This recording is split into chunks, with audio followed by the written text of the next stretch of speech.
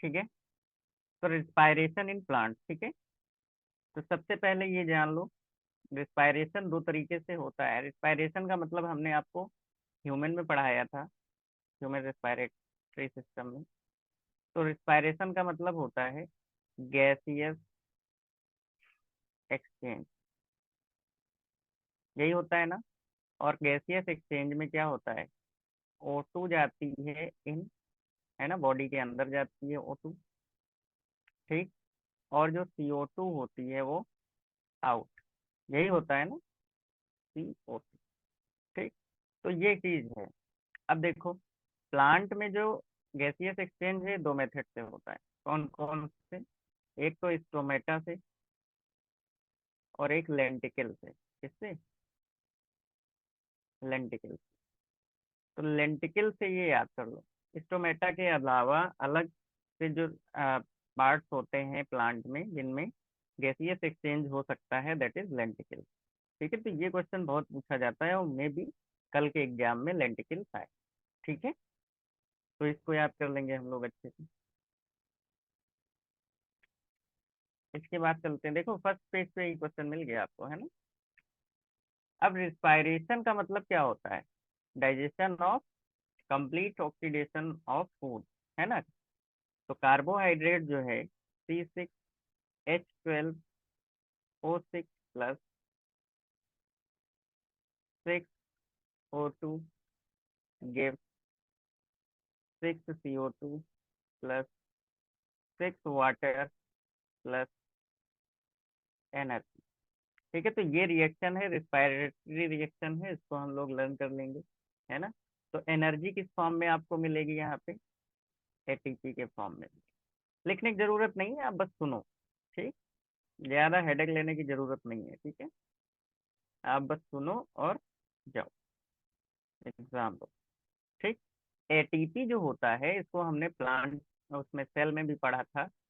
ATP जो है क्या है, एनर्जी करेंसी है सेल की। समझे, हमारी जो करेंसी है, एनर्जी है, वो पैसा है, रुपया है ना। तो उसी तरीके से सेल के अंदर कोई भी काम होना है तो किसके थ्रू होगा, किस करेंसी के थ्रू, ATP के थ्रू होगा। क्लियर। अब सीधे चलते हैं हम लोग ग्लाइकोलिसिस पे। कहाँ, ग्लाइकोलिसिस।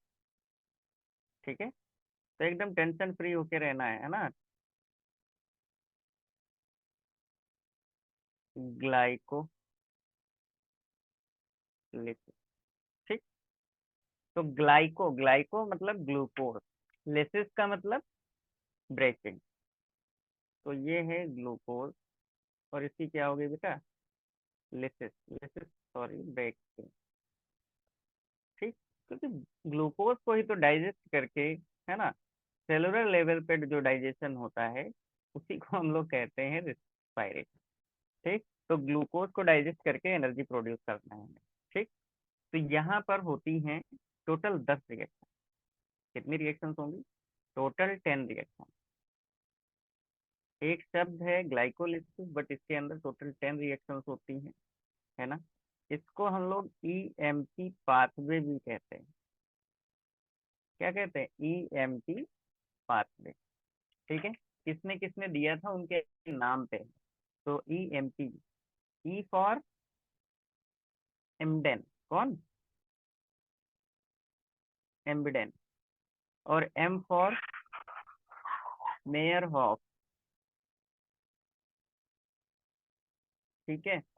और P फॉर परनास, ठीक है। तो इन लोगों ने EMP पाथवे दिया था, मतलब ग्लाइकोलिसिस के बारे में बताया, इन 10 रिएक्शन के बारे में जो हम जस्ट पढ़ने वाले, ठीक है। तो होता क्या है, अब ये सब लर्न तो करने ही मिलता है, लेकिन आप क्या करो, है ना, जितना हम बता दें उतना उतना पॉइंट जब कम से कम क्या करो, लर्न कर लो, ठीक। क्योंकि कल हो सकता है पूछ ले। तो ग्लूकोज है।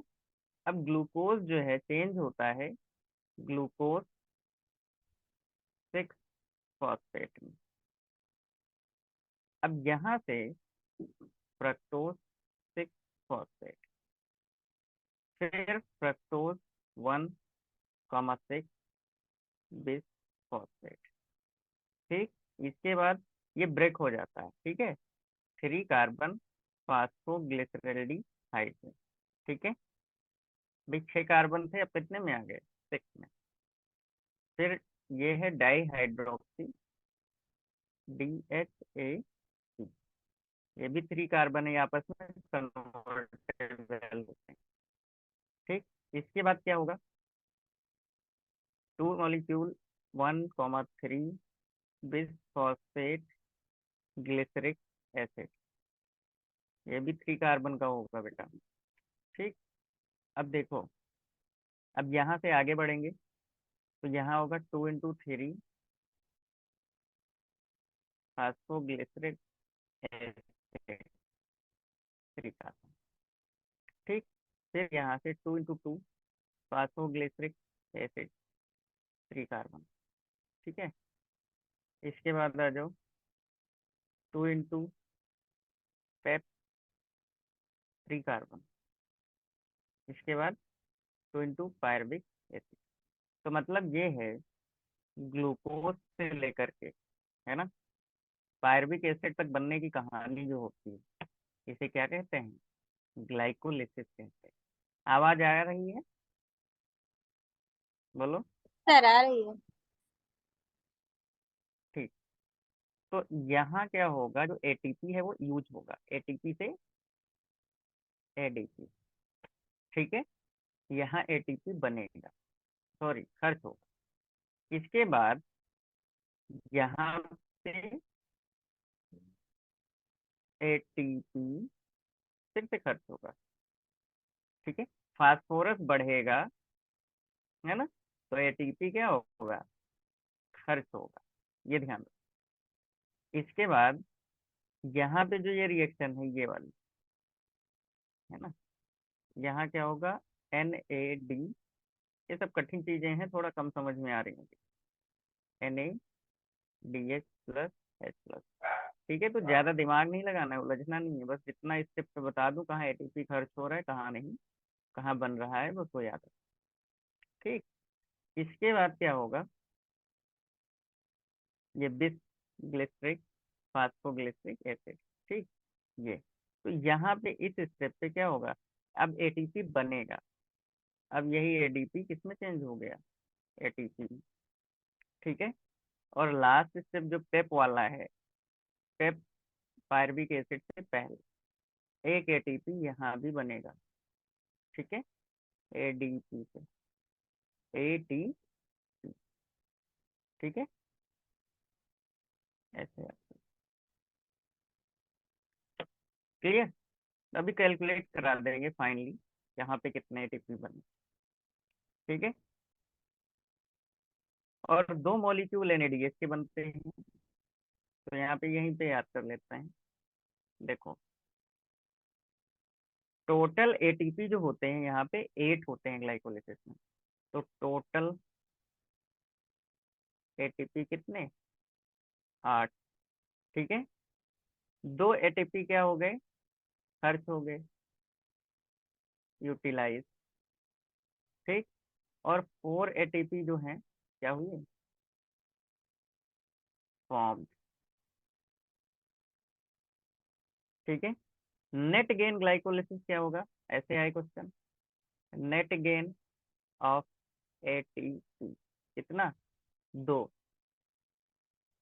ठीक है, लिख लो 2। ठीक, तो नेट गेन करके क्वेश्चन आए तो 2। ठीक, अरे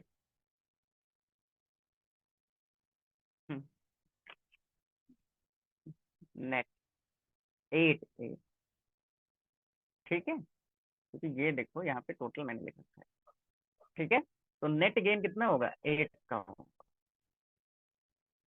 ठीक है, अब इसके बाद ये पायरबिक एसिड जो है, ये एंटर करेगा किसमें, ये एंटर करेगा ईटीएस में, इलेक्ट्रॉन ट्रांसपोर्ट सिस्टम। ठीक है, तो उसको भी पढ़ते हैं आगे, लेकिन इसके पहले एक छोटा सा टॉपिक है फर्मेंटेशन, तो हम लोग उसको पढ़ लेते हैं। ठीक, हो गया। Yes sir.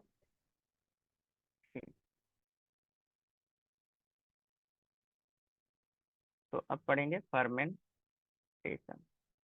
तो जो फर्मेंटेशन है ना, ये होता है दो तरीके का। एक होता है एल्कोहलिक, एल्कोहलिक प्रतिमा है, नहीं है, ठीक है। एक होगा एल्कोहलिक और एक होगा लैक्टिक एसिड।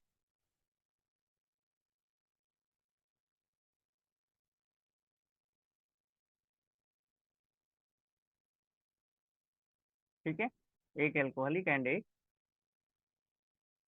Lactic acid. तो देख लेते हैं।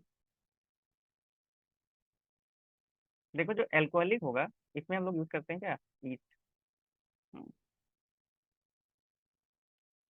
और ये जो लैक्टिक एसिड होता है, ये एनाएरोबिक रिस्पायरेशन होता है, जो कि कहाँ होता है, मसल, एक्सरसाइज के दौरान।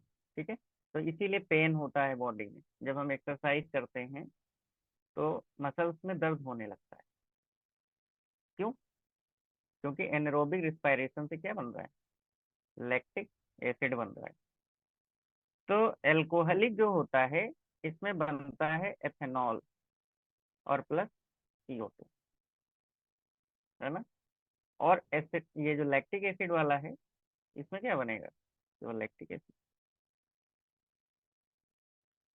अब यहाँ पे आप ईस्ट की जगह जाइमेज का भी यूज कर सकते हैं, जाइमेज एंजाइम, क्योंकि उससे एंजाइम ही निकलता है और वही अल्कोहल बनाने में हेल्प करता है। ठीक है, तो ईस्ट जो होता है, ये फैकल्टेटिव ऑर्गेनिज्म। ये कैसा है, फैकल्टेटिव। ये मतलब ऑक्सीजन के बिना भी रह सकता है और ऑक्सीजन के साथ भी रह सकता है। ठीक है, तो दिस इज फैकल्टेटिव। बस इतना काफी है। इसमें से क्वेश्चन आया तो कर लोगे, नहीं तो नहीं कर पाओगे। ठीक है, बहुत ज्यादा इसमें नहीं समझा सकते। CO2 ध्यान रखना किस में बनता है, यही क्वेश्चन आएगा। तो CO2 किस में बनता है, एल्कोहलिक, लैक्टिक एसिड में नहीं बनता है, ध्यान रखना। नहीं तो हम लैक्टिक एसिड समझते हैं कि उसमें होगा भाई CO, है ना, उस पर लगा देते हैं, लेकिन वहां पे CO2 नहीं बनता। क्लियर, समझ में आई बात। Yes sir. ठीक, अब चलते हैं एरोबिक रेस्पिरेशन।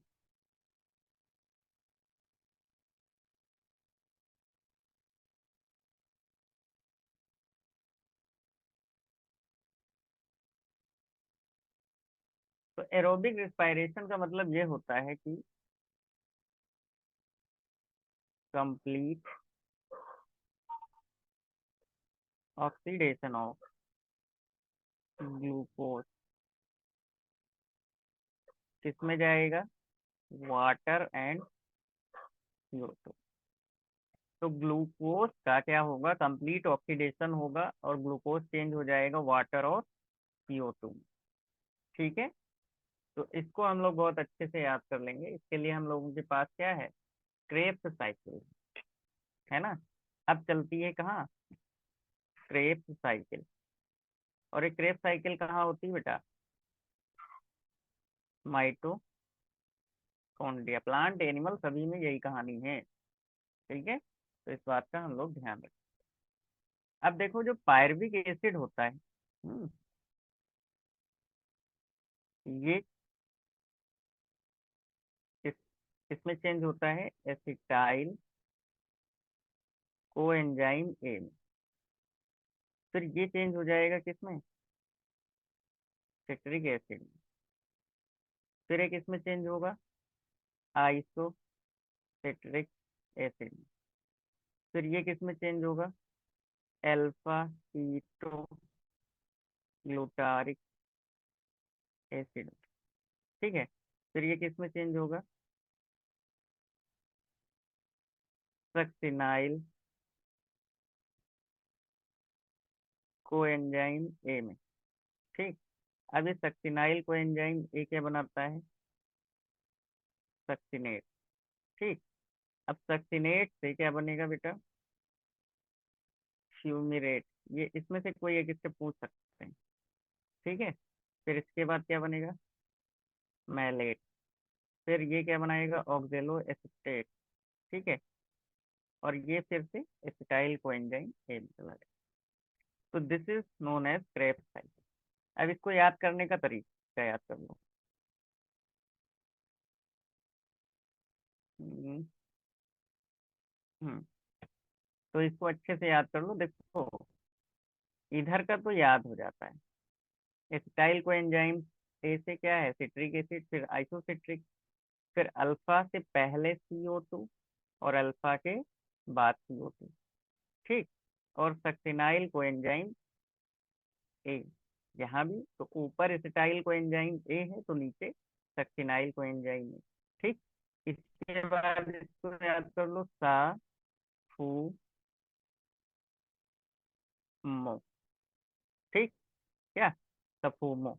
ठीक, तो सा से सक्सिनेट, और फा से फ्यूमेरेट, और मा से मैलेट, और ओ से ऑक्जेलो एसिटेट। ठीक है, तो इसको याद कर लो अच्छे से।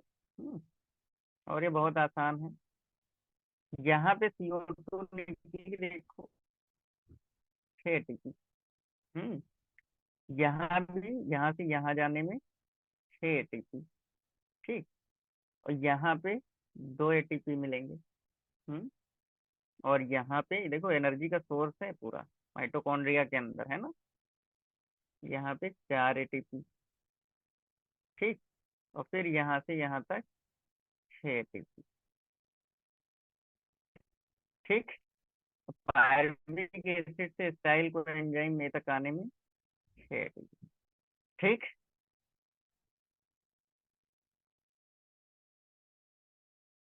उसके मॉलिक्यूल को डाइजेस्ट करने के लिए 2 बार क्रेब साइकिल की जरूरत होती है। 2 टर्न्स आर रिक्वायर्ड। ठीक है, एक ग्लूकोज को डाइजेस्ट करने के लिए 2 टर्न की जरूरत पड़ती है। ठीक है, तो इसको हम लोग याद कर लेंगे। तो ग्लाइकोलिसिस में टोटल ATP कितने बनने थे, 8। क्रेब्स साइकिल में नेट गेन कितना होता है, 24 ATP। कितना, 24 ATP। तो इसको याद कर लेंगे, टोटल 24 ATP बनेंगे। ठीक है, नेट गेन। बस, अब इससे ज्यादा हम लोगों को परेशान होने की जरूरत नहीं है, और हो सकता है इतने में से ही क्वेश्चन आपका निकल जाए। ठीक है, हो गया बेटा। Yes sir. ठीक,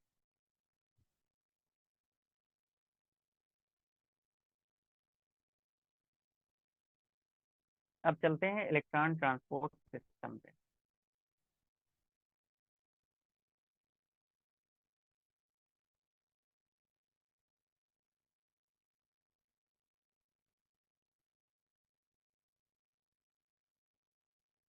TTS, इलेक्ट्रॉन ट्रांसपोर्ट सिस्टम। तो देखो, जो ऑक्सीजन से इलेक्ट्रॉन निकला था वहां पे फोटो सिस्टम में, है ना, उसका भी यूटिलाइजेशन हम लोग यहाँ करें। तो इलेक्ट्रॉन ट्रांसपोर्ट सिस्टम,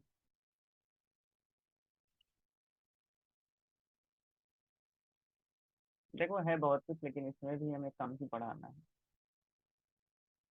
कम क्या, एक ही लाइन में खत्म करना है। तो देखो, NADH, इलेक्ट्रॉन ट्रांसपोर्ट सिस्टम कहाँ चलता है, ATP की, उसके माइटोकॉन्ड्रिया की मेम्ब्रेन पे।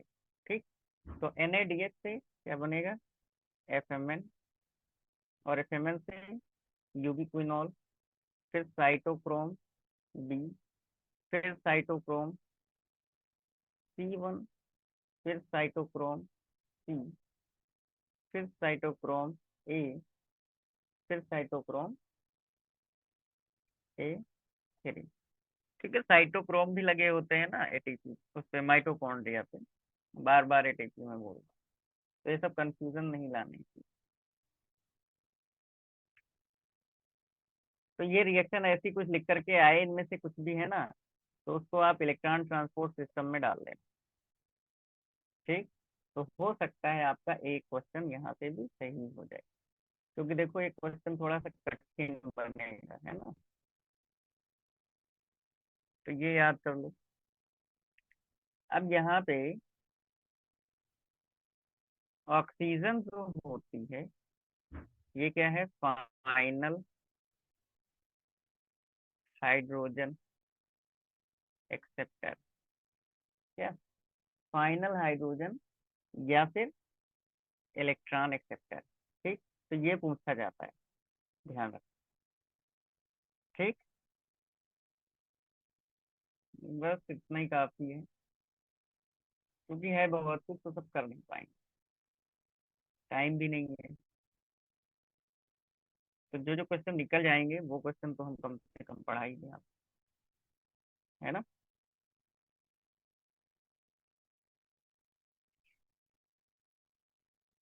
एनर्जी कितनी निकलती है, मतलब कितने टीपी की एनर्जी मिलती है, तो 686 किलो कैलोरी। ठीक है, उस रिएक्शन में। ठीक, जो हमने शुरू में लिखी, है ना, तो उसको याद कर लेंगे। अब चलते हैं रिस्पायरेटरी क्वेश्चन पे। किस पे, respiratory question.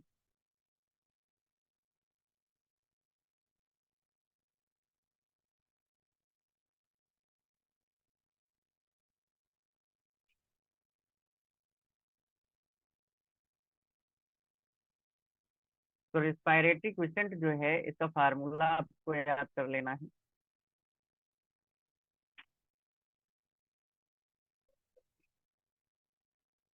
Volume of CO2 divided by volume of oxygen use, consume मतलब यूज। और इसको हम नापते हैं रिस्पायरोमीटर, ये भी पूछा जाता है। तो ये सिंपल क्वेश्चन है, हो सकता है कर ले जाओ अगर आ गया, है ना। तो ग्लूकोज का जो RQ होता है, हम्म, वो 1 होता है। कार्बोहाइड्रेट, ऐसे याद करो, कार्बोहाइड्रेट का जो RQ होगा बेटा वो कितना होगा, 1। प्रोटीन का जो होगा RQ वो कितना होगा, 0.9। और फैट का जो होगा वो कितना होगा, 0.7। ठीक है। अगर हम बात करते हैं succinic acid, malic acid and oxalic acid, ये जो एसिड होते हैं ऑर्गेनिक एसिड, इनका >1 होता है। ठीक, समझ में आया, बोलो। Yes sir. ठीक है, तो इसमें से क्वेश्चन आएगा 100%, एक क्वेश्चन कल भी मिलेगा आपको, तो इसको याद कर लो, लेना आप, है ना। तो प्रोटीन का, फैट का, कार्बोहाइड्रेट का एक क्वेश्चन जरूर मिलेगा, ठीक है, कोई भी एक क्वेश्चन मिलेगा।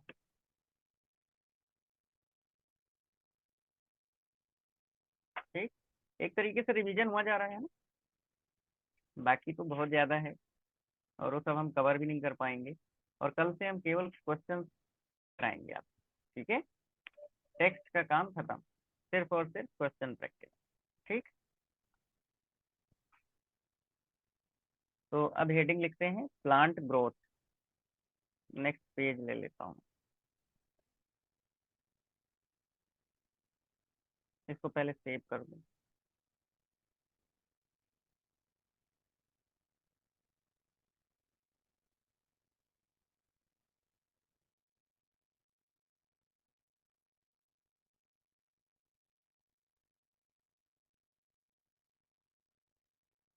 ठीक, तो एग्जाम में जाओ एकदम टेंशन फ्री होके जाओ, है ना, पेपर बहुत आसान होगा। ठीक है, घबराना नहीं है, जितना आसानी से आप कर सको। फिजिक्स में थोड़ा कम अटेम्प्ट करना, बहुत मैक्सिमम तो 30 सवाल कर देना। ठीक है, क्योंकि आपको क्या करना है, अपने कॉलेज भर का क्वेश्चन करना है ना। MBBS तो आपको मिल जाए बहुत बढ़िया है, नहीं मिले, अगर पेपर की कंडीशन ऐसी है तो आप भी दूसरी चीजें देखो, उसके अकॉर्डिंग काम करो, ठीक है, कि भाई कम नंबर पे क्या मिल रहा है। तो उसमें आपका वेटनरी है, आयुर्वेदिक है, होम्योपैथिक है, यूनानी है ना। तो अगर आप जो है ठीक ठाक 400 450 नंबर ले आती हैं, तब भी आपके यूनानी में तो सिलेक्शन हो जाएगा, है ना। बीएससी नर्सिंग में हो जाएगा। क्या है? प्लांट ग्रोथ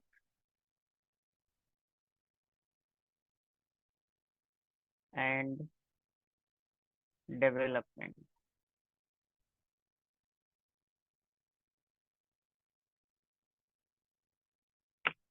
ठीक है, तो प्लांट ग्रोथ और डेवलपमेंट।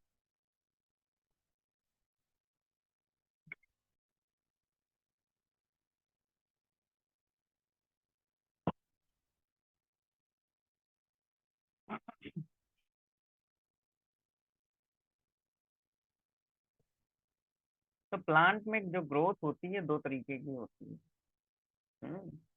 एक होती है ज्योमेट्रिकल ग्रोथ, है ना, और एक होती है एरिथमेटिक ग्रोथ। ठीक। तो ग्रोथ जो होगी प्लांट में वो कितने टाइप की होगी? ग्रोथ दो तरीके की होगी। कौन कौन सी? ज्योमेट्रिकल और एक एरिथमेटिक। तो जो ज्योमेट्रिकल ग्रोथ होती है, इसके लिए जो हमारे पास फार्मूला है वो क्या होगा? W1 = W0 E⁻R⁻T। और ये क्या होगा? LT = L0 + RT। तो इसको याद कर लेना है ना, ये फार्मूला पूछ लेता है कभी कभी। अब इसका जो ग्राफ आता है ज्योमेट्रिकल वाले का, ये कैसा होता है? सिग्मोइड। तो ज्यादातर आपके जो ग्राफ आए हैं वो सिग्मोइड ही हैं, तो उनको याद करेंगे, ठीक है। लेकिन एक दो जगह जे शेप भी आया है ना। लेकिन बायो में सिग्मोइड ज्यादा आया है। जे शेप आपको इकोलॉजी में मिला है ना। और इकोलॉजी से बहुत कम क्वेश्चन इस बार आने वाले हैं। ठीक। मैंने पढ़ाया तो बहुत अच्छे से था, सब कुछ डिटेल में, कोई दिक्कत होनी नहीं चाहिए थी। अब यहाँ से ज्यादातर हार्मोन्स का क्वेश्चन ज्यादा आता है। ठीक। तो हम हार्मोन के बारे में फटाफट बताए दे रहे हैं जल्दी जल्दी। तो डिस्कवरी ऑफ ऑक्सिन।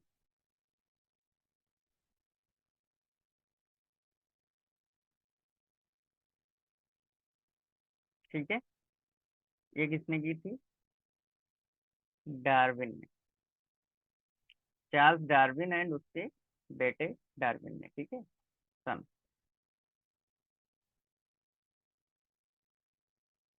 और इसको आइसोलेट किया था किसने? F. W. बेंट। किसने? F. W. बेंट। ये भी पूछा जाता है। तो ऑक्सिन देखो, ज्यादा नहीं समझा पाएंगे, बस सीधे जो है आगे बढ़ते हैं। डेकेन्स फूलिश सीडिंग। ठीक है, डेकेन्स डिजीज हो जाती है। ठीक। डेकेन्स डिजीज,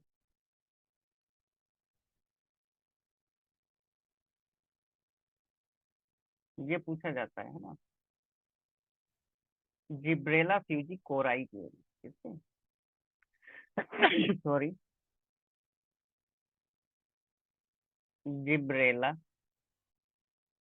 फ्यूजी कोराई, यूरोई, ऐसे आता है। ठीक। सबसे पहले क्यूरोसावा ने इसको रिपोर्ट किया था। क्यूरोसावा, इसीलिए नाम पड़ा फ्यूजी कोराई। ठीक है। इसी तरीके से अलग अलग साइंटिस्टों ने अलग अलग हार्मोन की खोज की थी। ठीक। साइटोकाइनिन जो है सेल डिवीजन में मदद करता है। स्कूग ने किया। किसने? स्कूग। एबीए जो है, एबीए हार्मोन एफएससी कैसे, ठीक है, ये इनहिबिटरी हार्मोन।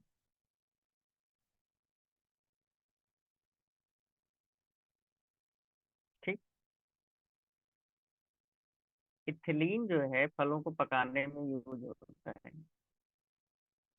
इसको कॉजिन्स में हो जाता है। ठीक है, तो इससे भी क्वेश्चन बनते हैं, तो आप इसको फटाफट याद कर।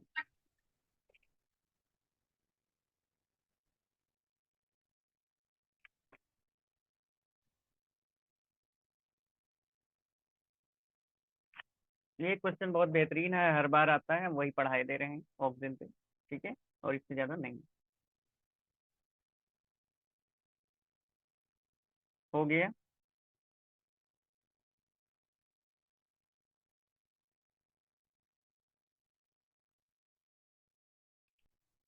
जो हमारा ऑक्सीजन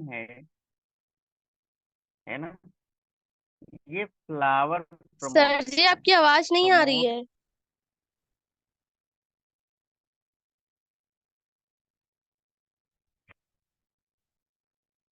हेलो।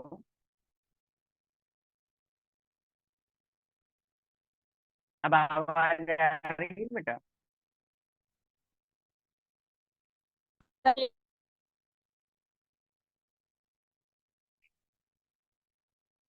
हेलो।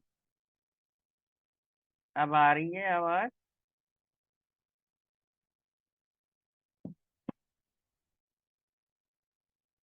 हेलो।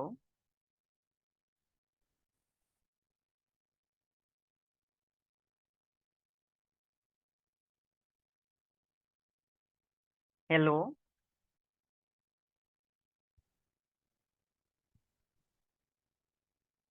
समीमा आवाज आ रही है? यस सर, आ रही है। सर मेरे पास आवाज नहीं आ रही, बहुत स्लो स्लो आ रही है। तो आप रीज्वाइन करिए, सर सुनाई नहीं दे रहा, आप क्या फिर बोल से रहे हैं? ज्वाइन होकर के आइए। सर मेरे पास कभी कभी आती है, लेकिन कभी कभी फंसने लगती है।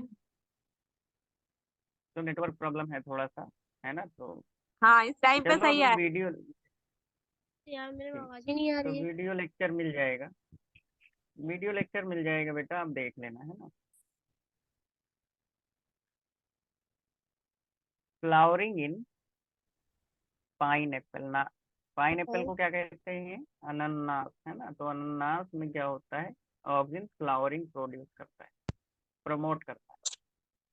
ठीक है, तो ऑक्सिन जो है, आवाज क्यों नहीं आ रही है? अगर ऐसे NaA एंड सुनाई नहीं दे रहा। 2,4D इस तरीके से लिख दे, तो ये सिंथेटिक है, ये भी पूछा जाएगा। ठीक, तो 4D एंड NaA। ठीक, तो ये ऑक्सीजन, सिंथेटिक ऑक्सीजन। जिब्रेलिन बहुत सारे होते हैं, फ्यूजाकोराई से निकलते हैं, फ्यूजिकोरोई, है ना। तो जिब्रेलिन जो होता है,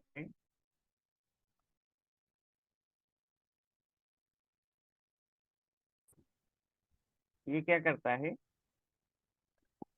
बॉल्टिंग कराता है। ठीक है, तो इसको याद कर लो बस, है ना। नोड, इंटरनोड जो होते हैं, इलोंगेट करता है, ग्रोथ को बढ़ा देता है, पैदावार बढ़ा देता है प्लांट की, है ना। साइटोकाइनिन हमने बताया सेल डिवीजन में हेल्प करता है। एथिलीन क्या है?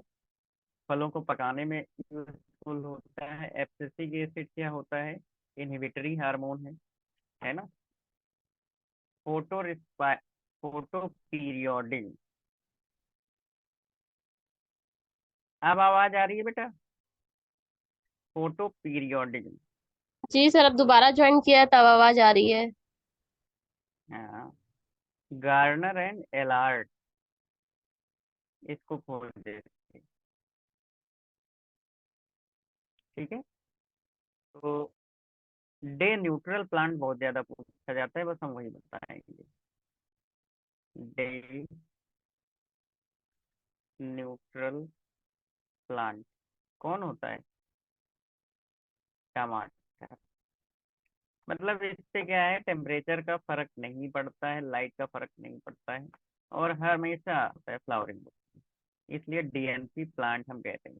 क्या कहेंगे? Day neutral plant. तो ऐसे लिख करके आ जाता है, तो इसको आप टोमेटो को याद करें। Vernalisation, this is light, photo मतलब लाइट, ये लाइट से रिलेटेड है।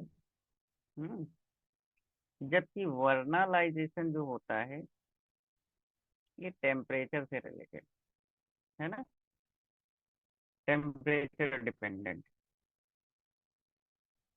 ठीक। तो आपका प्लांट से जीव का भी टॉपिक कंप्लीट हो गया है। अब इससे रिलेटेड हमने बहुत जो है ना शॉर्ट में करके पढ़ा दिया है, और जो बहुत ज्यादा क्वेश्चंस पूछे जाते हैं हमने वही वही पढ़ा दिया। ठीक। अब कल से हम आपकी एक पीडीएफ तैयार कर लिया करेंगे। हम्म। और वो हम क्वेश्चंस आपको सारे करा दिया करेंगे। ठीक है, क्योंकि अब समय टेक्स्ट पढ़ने का नहीं है, अब समय है क्वेश्चंस लगाने का। ठीक है, तो बहुत ज्यादा नीट कितने लोग दे रहे हो? सिर्फ समीमा दे रही होंगी नीट, है ना? सर मैं ये भी और दे रही लोग हूँ। भी नीट वाले हैं? अरे वाह। और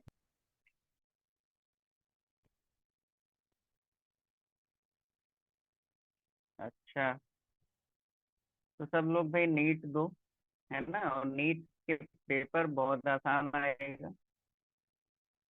ठीक है, टेंशन नहीं लेना है। अगर वहीं से कोई कॉलेज मिल जाए तो बहुत बढ़िया है, आपको अगले एग्जाम नहीं देने पड़ेंगे, है ना?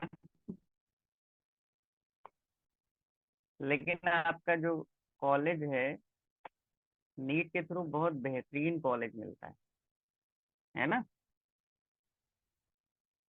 समझ में आई बात? अगर नीट के थ्रू की बात की जाए तो बहुत बेहतरीन कॉलेज मिलेगा। और अभी हमने नीट के लिए थोड़ा सा जान लो, अभी हम लिख के बता देंगे सब कैसे करना है। पहले हम आप लोगों को पीडीएफ भेज देते हैं।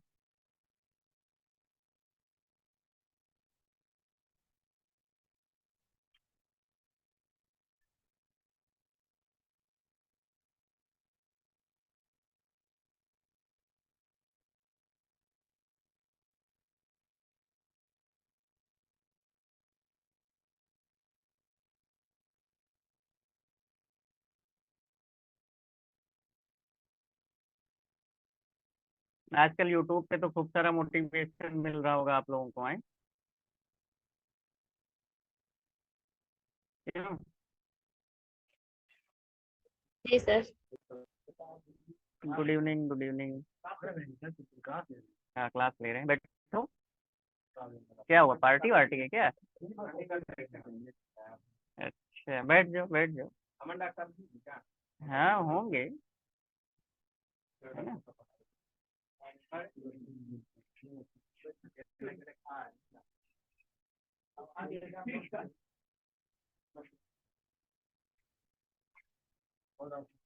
हेलो। जी सर। हम्म। तो मैं स्क्रीन फिर से शेयर कर रहा हूँ, आपको बता दूँ, ये नोट कर लो आप लोग, है ना, कैसे करना है पेपर। ठीक है, क्योंकि आप लोगों को देखो भाई, बीएससी नर्सिंग का कॉलेज चाहिए, है ना? एमबीबीएस मिल जाए तो बहुत बढ़िया है, नहीं तो बीएससी नर्सिंग मिल जाए उतना ही काफ़ी है ना? तो आप लोग क्या करना, बायो,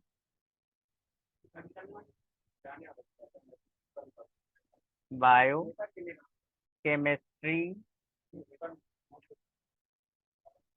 फिजिक्स। ठीक है, तो बायो जो है ना, ये आप लोगों को पहले करना है, फिर केमिस्ट्री करना है, फिर फिजिक्स करना है। ठीक है, पहले फिजिक्स के क्वेश्चंस में नहीं उलझ जाना है। आवाज मिल रही है? जी यस सर। सर। ठीक है, तो पहले ही आपको बायो में फिजिक्स में नहीं उलझ जाना है। सबसे पहले क्या करना है, बायो करनी है, इसके बाद केमिस्ट्री करनी है, फिर फिजिक्स। ठीक। अब देखो, बायो में आएंगे आपके 100 सवाल होंगे, है ना? देखो 50 सवाल दिए जाएंगे आपके जूलॉजी से, 50 सवाल होंगे बॉटनी से, 50 50। ठीक, लेकिन करने आपको कितने होंगे, 45 45। तो ये 5 सवाल का क्या होगा, आपको फायदा मिलेगा। ठीक है, ये 5 सवाल का क्या होगा, फायदा मिलेगा। 5 सवाल आपको छोड़ने होंगे जूलॉजी बॉटनी में, तो टोटल कितने, 10 सवाल छोड़ने होंगे। ठीक है, तो 100 सवाल आएंगे और बायो में, और उसमें से 10 सवाल आपको नहीं करने। ठीक है, तो ये आपको वहां पे डिसाइड करना होगा, पेपर में लिखा होगा कि इतने करने इतने नहीं करने।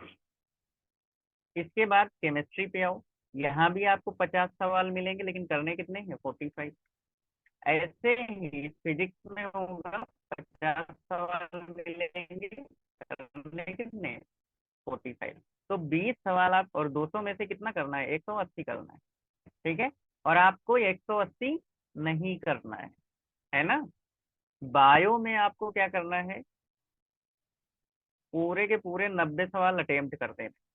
ठीक है, पूरे के पूरे 90 अटेम्प्ट करो। ठीक है, कठिन होंगे, 2 3 सवाल बहुत कठिन होंगे जिनके बारे में आपको कुछ नहीं पता होगा। ठीक है, लेकिन उसमें भी कुछ ना सर कुछ लगा माइनस दें। मार्किंग है। हाँ बेटा, सर माइनस मार्किंग है। हाँ इसीलिए तो कह रहा हूँ। अब देखो कहाँ पे आपकी माइनस मार्किंग ज्यादा गड़बड़ाएगी। ठीक है, इसके बाद आ जाओ केमिस्ट्री पे। ठीक, तो केमिस्ट्री में अगर आपने जो है 45 में से अगर आपने 42 43 क्वेश्चन कर लिए, तब भी मोर देन सफिशियंट है आपके कॉलेज भर पे नंबर के लिए। ठीक है, इसके बाद आ जाओ फिजिक्स में। ठीक, तो फिजिक्स में आपको 30 सवाल से ऊपर नहीं करने। ठीक है, मैक्सिमम 30 सवाल करने। कितने, मैक्सिमम 30 सवाल करने। ओके, ठीक है, समझे। तो 90 सवाल हैं, यहाँ भी आप जो है 5 सवाल प्लस माइनस ले सकते हैं। तो ये 5 सवाल आप जो है चाहे तो छोड़ सकते हैं, लेकिन हम नहीं कहेंगे कि आप छोड़ो। ठीक है, क्योंकि बायो में आपको लगा के ही आने हैं सारे क्वेश्चन। ठीक है, फिर भी अगर नहीं समझ में आता है, ठीक, कोई क्वेश्चन आप नहीं समझ पा रहे हैं कोई सब्जेक्ट में, ठीक, तो आप क्या करो भाई, 10 सवाल नहीं आ रहे तो 10 सवाल में कोई भी एक ऑप्शन सेट करके लगा देना। ठीक है, चाहे ए लगा देना, चाहे बी लगा देना, चाहे सी, चाहे डी। हम तो भाई सी मारते थे, है ना, तो ये तुक्का है, लग गया तो ठीक है, नहीं तो फिर गलत। ठीक है, तो बहुत ज्यादा तुक्के पे भरोसा नहीं करना है। आपको क्या करना है, जितने क्वेश्चंस अच्छे से आ रहे हैं उनको तो आपको करना ही करना है। मिनिमम आपके 100 सवाल तो करेक्ट होने ही चाहिए, 180 में। अगर 100 करेक्ट हो गए तो आपके नंबर आ जाएंगे 400, और आपको चांस है कि आपको बढ़िया बीएससी नर्सिंग का कॉलेज मिल जाए, या फिर यूनानी मिल जाए। ठीक है, तो यूनानी या फिर बीएससी नर्सिंग मिल जाएगा आराम से। समीमा आपको यूनानी मिल सकता है, तो आप डॉक्टर बन सकती हैं, है ना। जिन जिन लोगों ने उर्दू ले रखी है उनको मिल जाएगा। ठीक है, और बीएससी नर्सिंग तो मिल ही सकता है। तो बढ़िया बढ़िया कॉलेज हैं, तो इस तरीके से आप ट्राई करना। घबराना नहीं है, बहुत आसान पेपर होता है ना। जब हम घबराते हैं तो क्वेश्चन हमारे लिए वही कठिन बन जाता है। ध्यान से, जो हमने साल भर पढ़ाया है उसी में से क्वेश्चन आपसे पूछे जाते हैं। ठीक है, तो इस तरीके से करना है आपको, बहुत कॉम्प्लिकेटेड नहीं करना है। आपको क्या करना है, 100 सवाल बायो के होंगे और 100 सवाल फिजिक्स केमिस्ट्री के होंगे, 10 10 दोनों में से छोड़ने होंगे, है ना। तो उनको हम लोग याद कर लेंगे, ये बात ध्यान रखेंगे। बोलिए। हम्म, सर। ठीक है, तो एकदम टेंशन फ्री होके जाना है। अभी जाके बढ़िया सो जाओ, कूलर वूलर चला के, है ना, खाना खा के। अब बढ़िया सुबह उठना, फिर से एक बार ऐसे क्वेश्चन सीरीज वगैरह देख लेना यूट्यूब पे किसी की, है ना, या फिर आपके जो क्वेश्चंस हैं, है ना। आप क्या करो, हर साल भर आपने प्रैक्टिस की है, सिर्फ उन्हीं को प्रैक्टिस फिर से आप देख लो। आंसर नहीं समझ में आ रहा है, आंसर रट लो। ठीक है, क्योंकि वो क्वेश्चन, वही क्वेश्चन सामने कई बार रिपीट हो जाते हैं, तो वो क्वेश्चन तो कम से कम नहीं गलत होंगे। ठीक, तो 100 सवाल आप कर लो, आपका सिलेक्शन हो जाएगा। क्लियर। विभा, विभा भी तो नीट दे रही है। Yes sir. हाँ, विभा बोलती नहीं है। प्रतिमा भी दे रही हैं, विभा भी दे रही हैं, शमीमा भी दे रही हैं, सभी तो नीट दे रहे हैं, है ना। वेरी गुड, बहुत बढ़िया है। देखो, गिरते हैं घुड़सवार मैदान जंग में, वो क्या खाक गिरेंगे जो घुटने के बल चलते हैं। तो लड़ना तो चाहिए, और आप लोग लड़ने जा रहे हैं।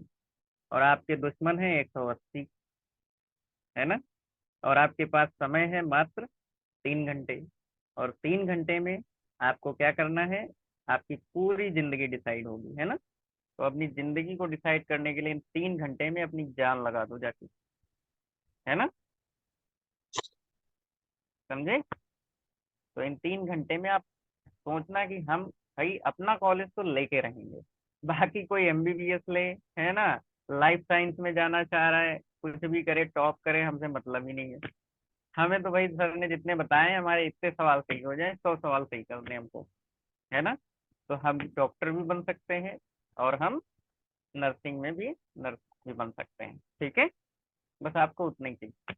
तो ज्यादा इधर उधर नहीं सोचना है, ज्यादा लोग क्या कर रहे हैं, है ना, भीड़ भाड़ में वो सब नहीं देखना है, क्योंकि वहाँ पे सब धुरंधर लोग मिलेंगे आपको, हर कमरे में, हर एक एग्जामिनेशन हॉल में आपको खूब धुरंधर लोग मिलेंगे। आपको लगेगा हाँ ये तो बहुत जल्दी जल्दी करे दे रही है, करे दे रहा है क्वेश्चन, है ना।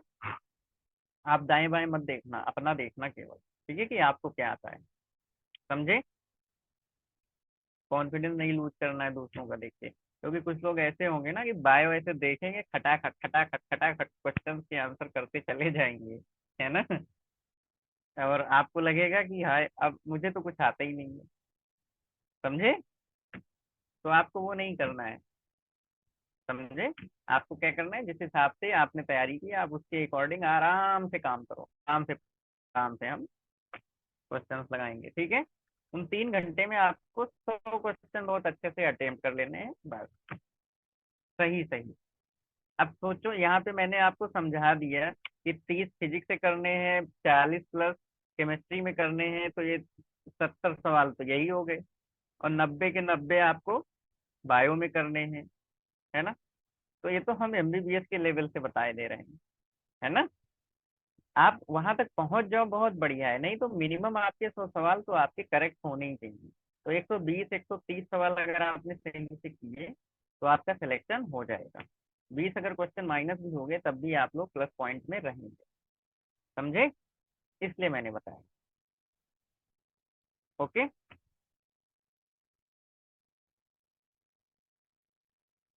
कुछ पूछना है और, बोलो जी, बच्चों जी। सर जी, पेपर इंग्लिश और हिंदी दोनों में आता है ना? आपने हिंदी भरा था। नहीं। क्या भरा था। मतलब अभी उसमें गए थे हम साइबर कैफे पे, तो उन्होंने बताया था 29 मई तक लास्ट डेट है। तो अभी मैंने भरा नहीं था, और कल जाऊंगी भर दूंगी।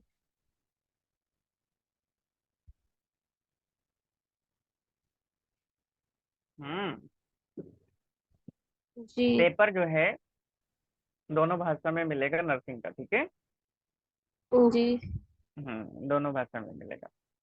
नीट का भी मिलेगा दोनों भाषा में आप लोगों के लिए, उन लोगों ने हिंदी में ही भरा, ठीक है। अच्छा, जो जिसमें सर जी फॉर्म भरेंगे उसी में मतलब हमें मुझे टिक करना होगा? हाँ, है ना। Okay sir. अगर जी। आपने हिंदी हिंदी चूज किया है तो आपको पेपर हिंदी और इंग्लिश दोनों में मिलेगा। और अगर आपने केवल इंग्लिश चूज किया होगा पेपर फॉर्म भरने के टाइम, तो आपको केवल इंग्लिश में पेपर मिलेगा, ठीक है। ये ओके होता सर। है। और हिंदी में कोई चीज गलत लिखी है तो वो इंग्लिश वाली करेक्ट मानी जाएगी, ठीक। तो ये सब छोटी हाँ, छोटी बातें हैं, और उनको ध्यान रखना है। बहुत बढ़िया तुमने ये पूछ लिया, है ना। ओके। विभा,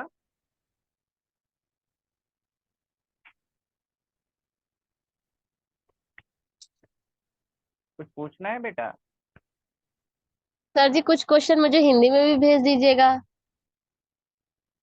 अच्छा, हिंदी में समीमा और विभा के पास क्वेश्चन हैं, तो इनसे कांटेक्ट कर लो, ओके सर।